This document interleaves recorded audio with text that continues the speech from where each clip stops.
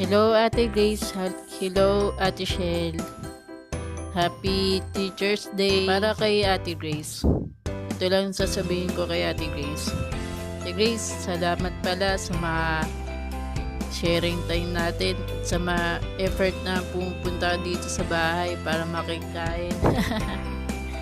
Thank you din Ate Grace dahil sa mga advice mo sa amin bilang teacher sa mga kids, tsaka sa mga bagay-bagay din sa mga prayer group nakasama ka, sa mga basta sa mga alam mo na yun Ate Grace. Kay Ate Shell, salamat dahil andyan ka bilang ate namin sa LG. Don't worry ate sa mga pagpapapagod mo kay Lord. May kapag Sino si Ate Rachel at Ate Grace bilang isang kids teacher? Sila talaga yung gusto nila mapalapit yung mga bata kay Jesus. At the same time, halata naman sa kanila na meron talaga silang puso para sa mga bata. Tsaka all out sila. Thank you kay Lord sa buhay nila. Alam ko naman na mas gusto nila na si Lord yung magsabi or mag-compliment sa kanila. So ayun, Ate Shell, don't get me wrong kasi pinilit nila talaga ako mag-voice message sa'yo. Pero ayun, salamat sa Lord sa buhay mo. Ayun lang, shalom.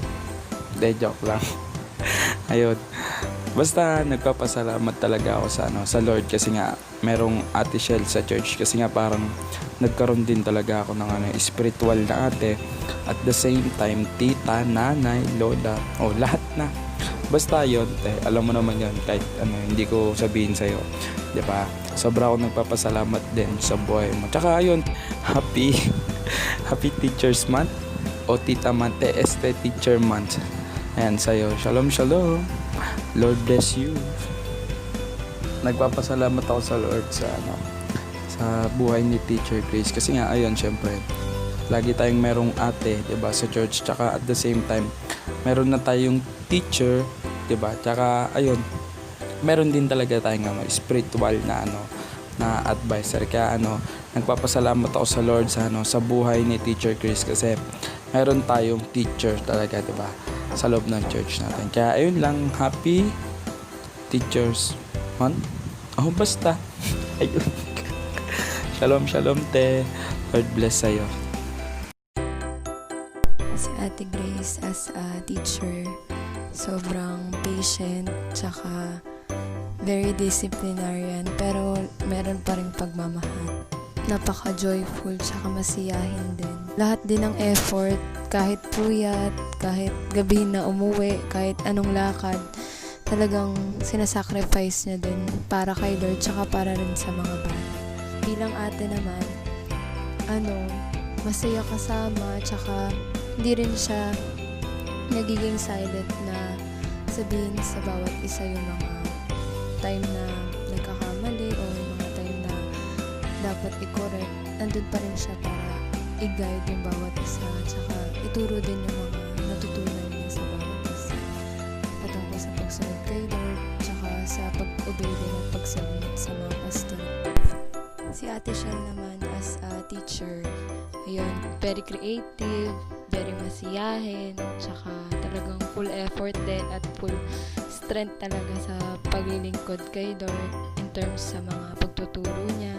Tsaka ayun, wala ring pagod, walang bigat, walang gabi-gabi, o walang mga layo din sa mga ginagawa niya ng mga pag-e-effort, tsaka talagang paglilingkod sa Panginoon. Laging willing mag-guide, willing tulungan yung bawat isa kung ano ba yung pinaka-the best na dapat na gawin para sa mga paglilingkod kay Lord. Tsaka, ayun, katulad ni Ate Grace, di lang siya teacher o leader sa church, pwede rin siya maging kaibigan at ate. Ayun, masaya kami na makasama po kayo sa ministry na to kay at Teacher's Day, Ate Grace and Ate Shell. Shalom, shalom. We love you with the love of the Lord. To God be the glory.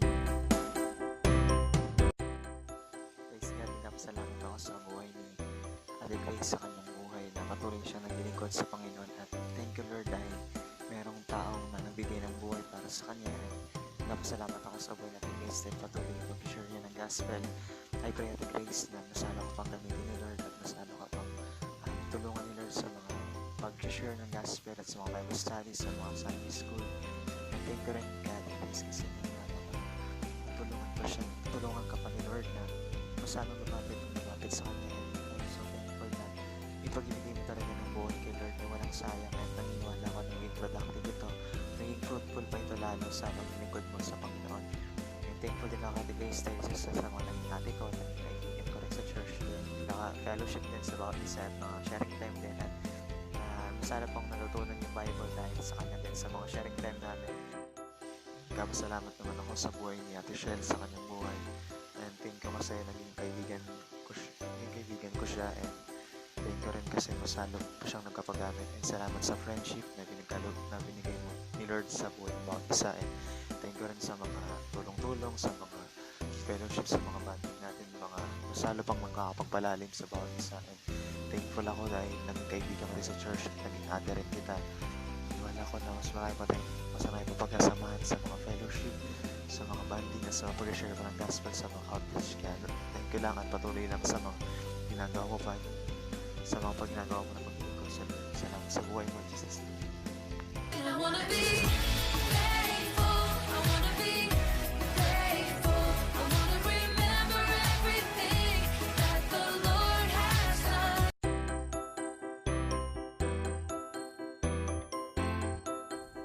Shalom, shalom to our beloved sister in Christ. Paging po kay Ate Grace at Ate Shell. Kaway-kaway. Sino nga ba sila as kids teacher? Para sa akin po, di uso sa kanila yung pagod at salitang busy. Wala pong ganun sa kanila. Sa kanila mo makikita na ang bata hindi basta bata lang.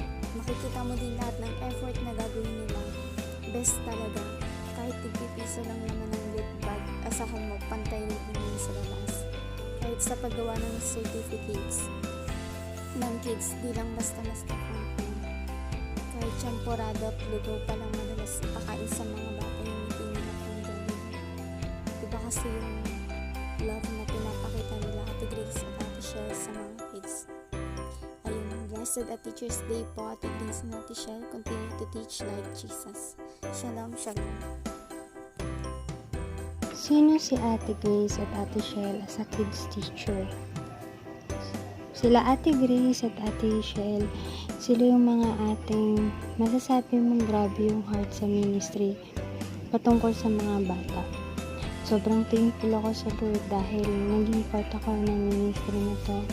At may mga ating tumutulong sa akin, hindi man physical, pero sa mga actions nila dahil kasi doon nagkakaroon ako ng mga idea kung paano pa mas mahalin yung mga bata ng tulad ng kay Jesus.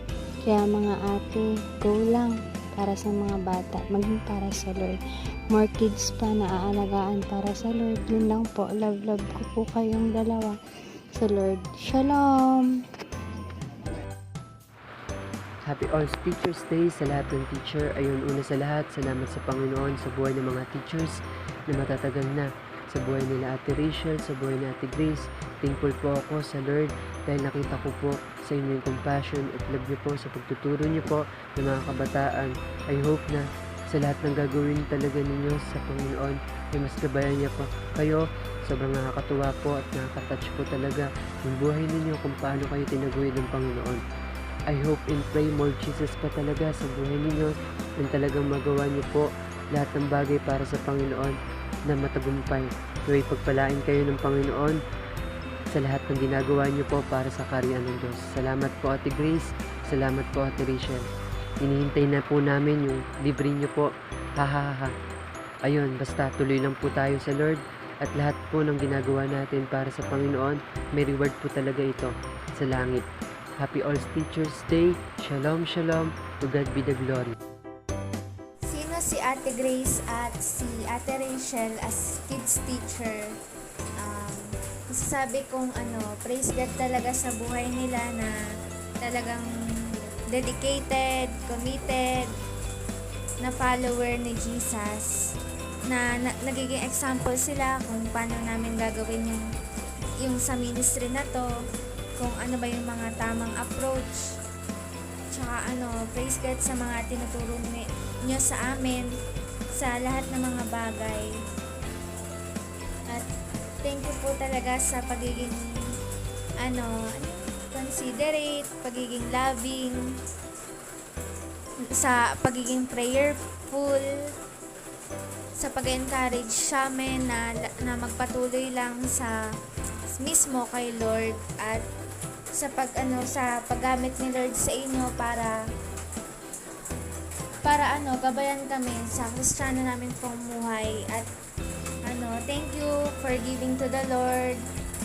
Praise God. Thank you Ate Shell at Ate Grace. Love you. Shalom shalom po para sa mga ate ng church. Sabi, sino si Ate Grace at Ate Shell as a kids teacher? Si Ate Grace at Ate Shell, grabe tandem yun sa lahat ng bagay. Mapa-kids man yan, or decor, or kahit ano pa.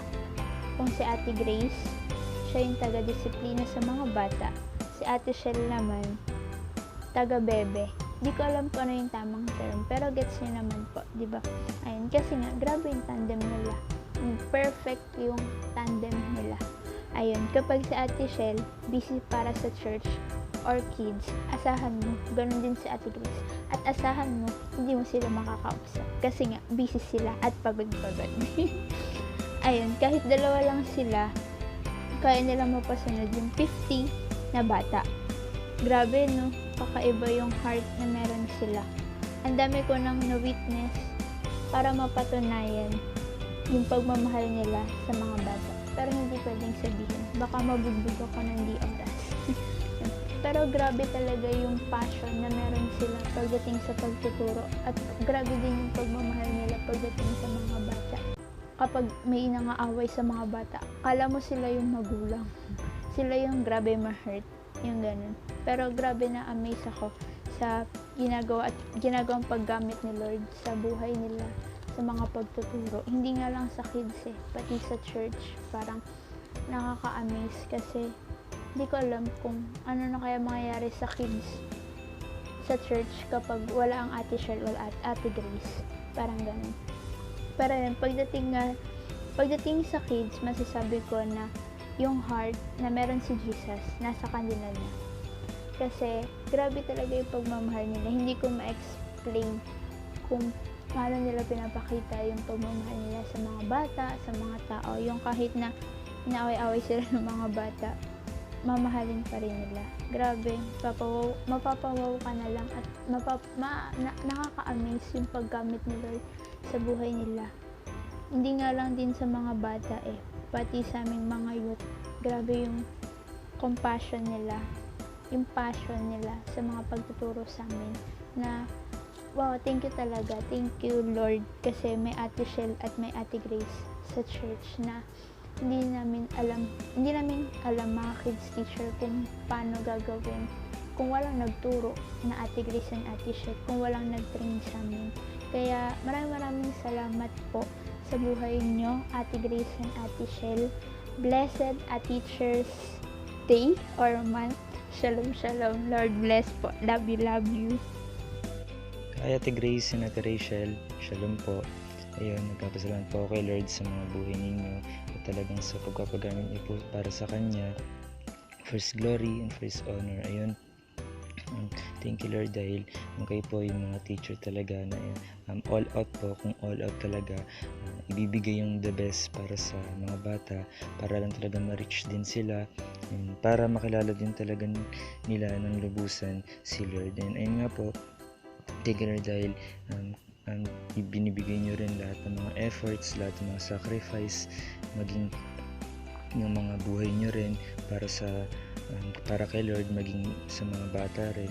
And sa gayon, makalala pa talaga nila ng lubusan si Lord. And ayun nga, Thank you Lord dahil pinakilala po kayo ni Lord sa amin as ate, as a friend, and as a leader na rin po sa ministry na to. And ayun nga po, thank you Lord dahil sa pagpapatuloy nga po na pagpapagamit nyo kaya pa pong maliligtas din talaga at marami pa talagang makakilala kay Lord na mga bata rin. And ayun po, more outreaches pa, more kids pa na mapupuntahan.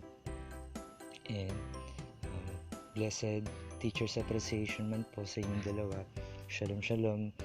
And love po namin kayo with the love of the Lord. Shalom. Blessed a Teacher's Day, Ate Grace and Ate Shell. Shalom, shalom. And I wanna be thankful, I wanna be grateful, I wanna remember everything that the Lord has done. I wanna be thankful, I wanna be grateful, I wanna be.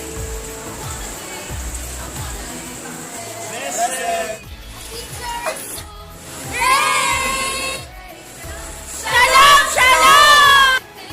That the Lord has done. I wanna be thankful, I wanna be grateful, I wanna be. Who's ate? Teacher! Who's teacher? I'm not teacher, I'm pretty. I wanna be. Sige, isend ko.